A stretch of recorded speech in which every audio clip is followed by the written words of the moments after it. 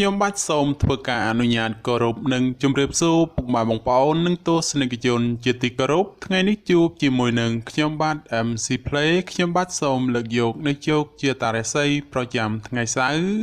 ថាតើនៅក្នុងថ្ងៃនេះដួងរាសីរបស់ពុកម៉ែបងប្អូនប្រែប្រួលផ្លាស់ប្ដូរទៅជាយ៉ាងដូចម្តេចនោះដើម្បីកុំឲ្យខាតពេលវេលាសូមអញ្ជើញរីករាយសន្តាប់ជាមួយនឹងខ្ញុំបាទដូចតទៅសម្រាប់អស់លោកអ្នកដែលកើតឆ្នាំជូតកណ្ដុរមាសអូបរ៉ាចិញ្ចឹមនាំលៀបនាំជ័យនាំសុភមង្គលប្រាថ្នាអ្វីបានសម្រេចហើយអនាគតខ្លាយជាអ្នកមានស្ដុកស្ដំម៉ោងនាំលៀបសំណាងគឺម៉ោង4ព្រឹកដល់ម៉ោង6ល្ងាចពណ៌នាំលៀបសំណាងគឺពណ៌ខ្មៅនិងពណ៌សលេខនាំលៀបសំណាងគឺលេខ32និងលេខ78សូមខមមិនលេខ799យកលេបសម្បត្តិទេវតាទ្រព្យមានបារមីស័ក្តិសិទ្ធិណាស់សេចេញភ្លាមទំនេរទាឆត់បំផុតសម្រាប់អស់លោកអ្នកដែលកើតឆ្នាំជូតនៅថ្ងៃនេះបើលោកអ្នកធ្វើអ្វីកុំរងចាំយូរពេកពីព្រោះថាផលជាផ្លែផ្កាតែងតែហុចមកវិញជានិច្ចសម្រាប់អ្នកប្រកបមុខរបររកស៊ីជួញដូររាសីងើបឡើងខ្ពស់ដូចនេះទោះជួញទីជិតឆ្ងាយលោកអ្នកអាចសម្រេចផលល្អចូលមកបានក្រាន់បំពេញបំពង់ផងដែរសម្រាប់ការធ្វើដំណើរទីជិតឆ្ងាយមានភាពសុខដុមទាំងពេលទៅនិងពេលត្រឡប់មកវិញរីឯបញ្ហាសម្ព័ន្ធស្នេហាកំឡោះក្រមុំមានការស្មុគស្មាញក្តីបើលោកអ្នកធ្វើការដោះស្រាយតែងតែជួបសេចក្តីសម្រេចជានិច្ចសម្រាប់អស់លោកអ្នកដែលកើតឆ្នាំឆ្លូវកូននាំលៀបនាំជីនាំសុភមង្គលប្រាថ្នាអ្វីបានសម្រេចហើយអនាគតខ្លាយជាអ្នកមានទ្រព្យស្ដុកស្ដំម៉ោងនាំលៀបសំណាងគឺម៉ោង6ព្រឹកដល់ម៉ោង8យប់ពណ៌នាំលៀបសំណាងគឺពណ៌សនិងពណ៌ក្រហមលេខនាំលៀបសំណាងគឺលេខ21និងលេខ54សូមខមមិនលេខ555យកលេបសម្បត្តិទេវតាទ្រព្យមានបារមីស័ក្តិសិទ្ធិណាស់សេចេញភ្លាមទំនេរទាឆត់បំផុតនិងមានសំណាងល្អប្រទានសម្បត្តិមហាសិទ្ធិមានលៀបមានជ័យមានលុយចូលហោហៀចំពោះឆ្នាំឆ្លូវនៅថ្ងៃនេះយអូនរបស់អស់លោកអ្នកមិនគប់ប្រសាទេចូលមានការប្រយ័ត្នប្រយែងអារម្មណ៍មួម៉ៅក្តៅក្រហាយមិនដឹងមុខក្រោយនាំឲ្យកើតរឿងតូចคล้ายជារឿងធំណាមួយគេចោមរំស្អប់បង្កជាឥទ្ធិពលអាក្រក់រោគនឹកស្មានមិនដល់ក្រៅពីនេះបើមានការប្រកបកិច្ចការងារលោកអ្នកអាចជួបរឿងរ៉ាវចំនួនកាត់ឡើងដូច្នោះក៏បីមានការប្រុងប្រយ័ត្នប្រយែងបើមិនដូច្នោះទេចូលធ្វើគោធ្វើថ្លង់ខ្លះទៅប្រសើរសម្រាប់អ្នកប្រកបមុខរបររកស៊ីជួញដូរទីជិតឆ្ងាយលៀបតូចធំច្រើនបាល់ហួសឬក៏ហោះរំលងពេលនេះអាចឆោងចាប់បានខ្លះវិញហើយរីឯសេចក្តីស្នេហាប្រុសស្រីមានការច្រណែននិងមើលផ្លូវអាក្រក់ចំពោះគ្នាច្រើនសម្រាប់អស់លោកអ្នកដែលកើតឆ្នាំខាលខ្លាមន្ត្រីចិញ្ចឹមមានប្រាជ្ញាឆ្លាតវៃមានគំនិតភ្លឺថ្លាហើយអនាគតខ្លាយជាអ្នកមានអំណាចនិងទ្រព្យស្ដុកស្ដំម៉ោងនាំលេបសំណាងគឺម៉ោង5ព្រឹកដល់ម៉ោង8យប់ពណ៌នាំលៀបសំណាងគឺពណ៌សនិងពណ៌ស្វាយលេខនាំលៀបសំណាងគឺលេខ59និងលេខ69សូមខមមិនលេខ222យកលេបសម្បត្តិទេវតាទ្រព្យមានបារមីស័ក្តិសិទ្ធិណាស់សេចេញភ្លាមទំនេរទាឆត់បំផុតនិងមានសំណាងល្អនិងប្រទានសម្បត្តិមហាសិទ្ធិមានលៀបមានជ័យមានលុយចូលហោហៀចំពោះឆ្នាំខាលនៅថ្ងៃនេះការប្រកបការងារឃើញថាមានការជឿនលឿនទៅមុខយឺនហើយជាពិសេសមានបញ្ហាប្រទឹងប្រទើសជាមួយអ្នកដទៃថែមទៀតចំពោះអ្នកប្រកបមុខរបររកស៊ីជួញដូរវិញលោកអ្នកត្រូវតែចេះសន្សំទ្រព្យល្អិតល្អោចឡើងទៅកុំខំប្រមូលតែទ្រព្យធំព្រោះថ្ងៃនេះសម្បូរតែទ្រព្យល្អិតល្អោចប៉ុណ្ណោះសម្រាប់ការធ្វើដំណើរទីជិតឆ្ងាយកុំកប់បីសេពគប់លបែងស្រីស្រាព្រោះនាំភាពទុកសោកមកវិញតែប៉ុណ្ណោះរីឯបញ្ហាគូគ្រងប្តីប្រពន្ធឬគូស្នេហ៍កំឡោះក្រមុំមានដំណើរការថយក្រោយនិងប្រឆាំងគ្នាច្រើនសម្រាប់អស់លោកអ្នកដែលកើតឆ្នាំថោះទុនសាយមាសមានបារមីដៃជះមានអំណាចមានមនុស្សជួយជ្រោមជ្រែងការងារតូចធំដើម្បីឲ្យអនាគតខ្លាយជាអ្នកមានទ្រព្យសម្បត្តិស្ដុកស្ដំម៉ោងនាំលេបសំណាងគឺម៉ោង5ព្រឹកដល់ម៉ោង9យប់ព ពណ៌នំលាបសំណាងគឺពណ៌ប្រផេះនិងពណ៌លឿងលេខនំលាបសំណាងគឺលេខ22និងលេខ43សូមខមមិនលេខ888យកលេបសម្បត្តិមហាសិទ្ធិមានបារមីស័ក្តិសិទ្ធិណាស់សេចេញភ្លាមទំនាយទាយឆុតបំផុតនិងមានសំណាងល្អនិងប្រទានសម្បត្តិមហាសិទ្ធិមានលៀបមានជ័យមានលុយចូលហោហៀចំពោះឆ្នាំថោះនៅថ្ងៃនេះការប្រកបការងារមានការជឿនលឿនទៅមុខច្រើនផ្នែកក្នុងនេះមិនថារឿងការងារប្រកាសឬរឿងផ្ទាល់ខ្លួននោះឡើយសម្រាប់អ្នកប្រកបមុខរបររកស៊ីជួញដូរវិញមានភាពរលូនល្អទៅមុខនិងការរកប្រាក់កម្រៃទៀតសោតក៏ក្រាន់បើជាងមុនផងសម្រាប់ការធ្វើដំណើរទីជិតឆ្ងាយមានភាពសុខដុមទាំងពេលទៅនិងពេលត្រឡប់មកវិញរីឯបញ្ហាស្នេហាកំឡោះក្រមុំឬមេម៉ាយពោះម៉ាយក្តីជួបរឿងការយល់ខុសនិងភាពប្រចែកប្រច័ណ្ឌកំពុងចូលលោកលុយច្រើនដូចនេះត្រូវកាត់បន្ថយការបង្កចំនួនវិវាទចេញពីខ្លួនខ្លះទៅប្រសើរសម្រាប់អស់លោកអ្នកដែលកើតឆ្នាំរោងពោះអ្នកក្រេតមន្ត្រីចិញ្ចឹមធ្វើកិច្ចការងារអ្វីមួយតែងតែមានគំនិតជ្រះថ្លាប្រាថ្នាអ្វីបានសម្រេចធ្វើការតូចធំតែងតែមានអ្នកគ្រប់គ្រងទំនុកបំរុងសពគ្រប់បែបយ៉ាងម៉ោងនំលាបសំណាងគឺម៉ោង7ព្រឹកដល់ម៉ោង8យប់ពណ៌នំលាបសំណាងគឺពណ៌សនិងពណ៌ក្រហមលេខនំលាបសំណាងគឺលេខ46និងលេខ98សូមខមមិនលេខ168យកលេបសម្បត្តិអុកញ៉ាមានបារមីស័ក្តិសិទ្ធិណាស់សៀចេញភ្លាមទំនាយទាយឆុតបំផុតនិងមានសំណាងល្អនិងប្រទានសម្បត្តិមហាសិទ្ធិមានលៀបមានជ័យមានលុយចូលហោហៀចំពោះឆ្នាំរោងក្នុងថ្ងៃនេះមានជោគមានសេរីហើយបើទោះបីធ្វើអ្វីក៏ដោយតែងតែមានការរីកលូតលាស់និងមានជោគមានជ័យគួរសមសម្រាប់អ្នកប្រកបមុខរបររកស៊ីជួញដូរមានការប្រជែងគ្នាច្រើននិងជាពិសេសមានការប្រទាំងប្រទើសជាមួយអ្នកមានមុខរបរដូចគ្នាហេតុនេះគប្បីធ្វើចិត្តឲ្យទូលាយទៅគ្មានរឿងរ៉ាវចម្រូងចម្រាសកើតឡើងសម្រាប់ការធ្វើដំណើរទីជិតឆ្ងាយជួបភាពសុខដុមទាំងពេលទៅនិងពេលត្រឡប់មកវិញរីឯសេចក្តីស្នេហាកំឡោះក្រមុំមានការជឿនលឿនទៅមុខនិងផ្អែមល្ហែមល្អចំពោះគ្នាប្រពៃសម្រាប់អស់លោកអ្នកដែលកើតឆ្នាំអាសាញ់ពោះទេវតាចិញ្ចឹមមានលៀបមានជ័យមានមនុស្សជាច្រើននាំគ្នាស្រឡាញ់រាប់អានសាទរម៉ោងនាំលៀបសំណាងគឺម៉ោង6ព្រឹកដល់ម៉ោង8យប់ពណ៌នំលាបសំណាងគឺពណ៌លឿងនិងពណ៌ខ្មៅលេខនំលាបសំណាងគឺលេខ56និងលេខ89សូមខមមិនលេខ777យកលេបសម្បត្តិអភិជននៅលុយរយលាន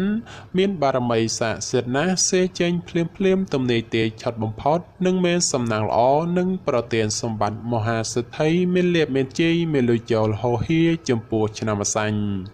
នៅថ្ងៃនេះទាំងស្ត្រីនិងបុរសបើចង់ធ្វើអ្វីក៏ដោយតែងតែជួបលើកំណត់ផ្លូវតានតឹងដោយមានសភាពពិបាករករល់ទៅមុខព្រោះជួបតែភាពប្រទាំងប្រទើហើយមនុស្សនៅជុំវិញខ្លួនចាំតែឈ្នានេះនឹងមើលបំណាំបង្ករឿងហេតុសម្រាប់ការរស់នៅរបស់អស់លោកអ្នកជួបបញ្ហាច្រើនលើបញ្ហាប្រកាសដូច្នោះចូលប្រយ័ត្នប្រយែងការកើតមានចំនួនវិវាទណាមួយព្រោះតែបញ្ហានេះ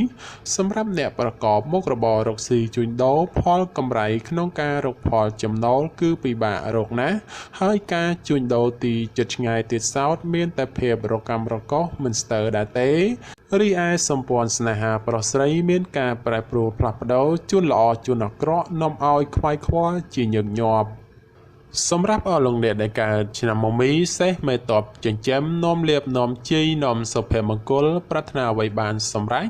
ហើយអនាគតខ្លាយជាអ្នកមានទ្រព្យស្ដុកស្ដម្ភម៉ោងនាំលៀបសំណាងគឺម៉ោង5ព្រឹកដល់ម៉ោង7យប់ពណ៌នំលាបសំណាងគឺពណ៌សនិងពណ៌ក្រហមលេខនំលាបសំណាងគឺលេខ38និងលេខ56សូមខមមិនលេខ666យកលេបសម្បត្តិទេវតាទ្រព្យមានបារមីស័ក្តិសិទ្ធិណាស់សេចេញភ្លាមទំនាយទាយឆុតបំផុតនិងមានសំណាងល្អនិងប្រទានសម្បត្តិមហាសិទ្ធិមានលៀបមានជ័យមានលុយចូលហោហៀចំពោះឆ្នាំមមី នៅថ្ងៃនេះផ្ដល់ផលល្អសម្រាប់ការសម្រេចចិត្តការងារឬបណ្ដាក់តនរកស៊ីក្នុងរឿងអ្វីមួយពីព្រោះថាផលជាផ្លែផ្កាតែងតែឆ្លើយតបមកវិញគួរជាទីកប់ចិត្តបើជាអ្នកប្រកបមុខរបររកស៊ីជួញដូរមានការលក់ចេញទិញចូលក្រនរស់រវើកគួរសមហើយបើចង់ចរចារឿងទំនិញអ្វីមួយផងតែងតែអាចសម្រេចជានិច្ចរីឯសម្ព័ន្ធស្នេហាកំឡោះក្រមុំមានការរីកចម្រើនលូតលាស់ទៅមុខនិងបើចង់ផ្សំផ្គុំគ្រួសារផងជាឱកាសល្អប្រពៃបំផុត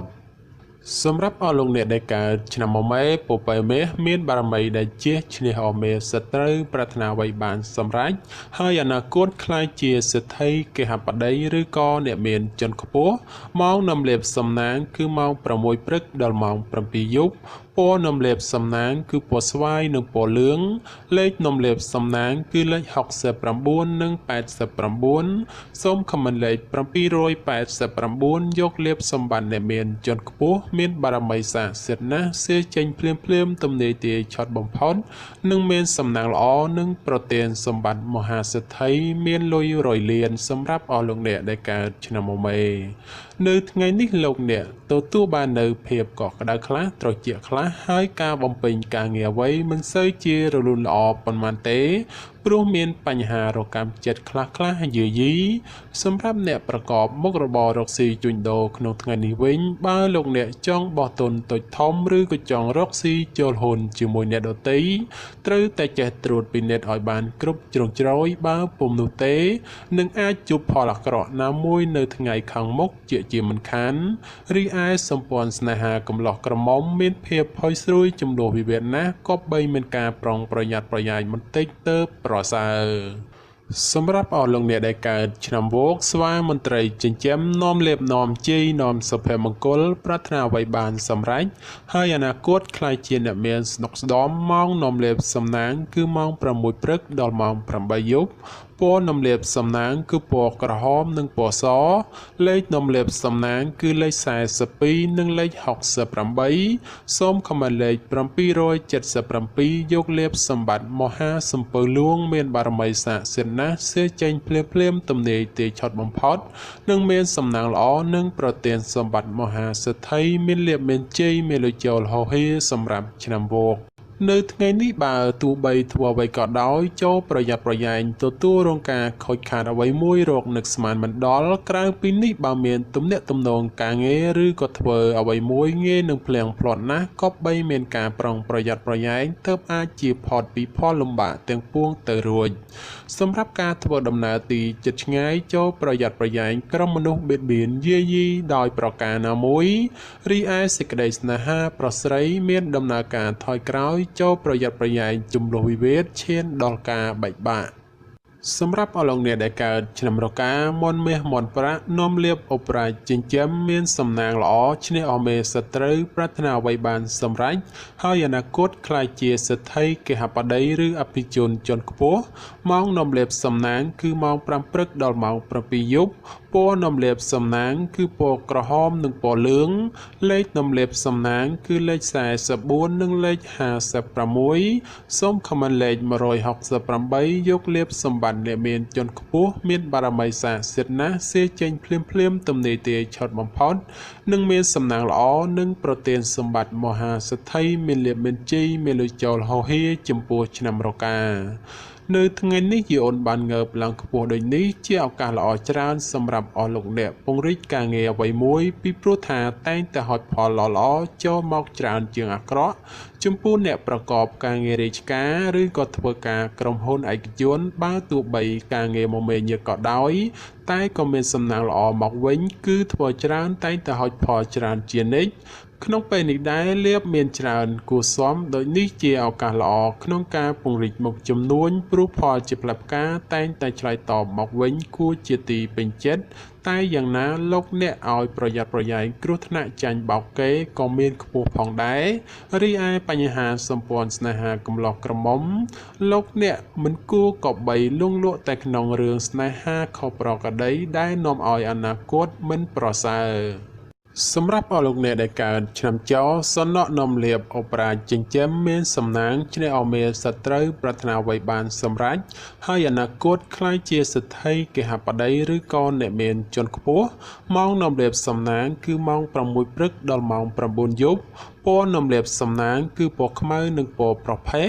លេខនំលៀបសំណាងគឺលេខ14និងលេខ38សូមខមមិនលេខ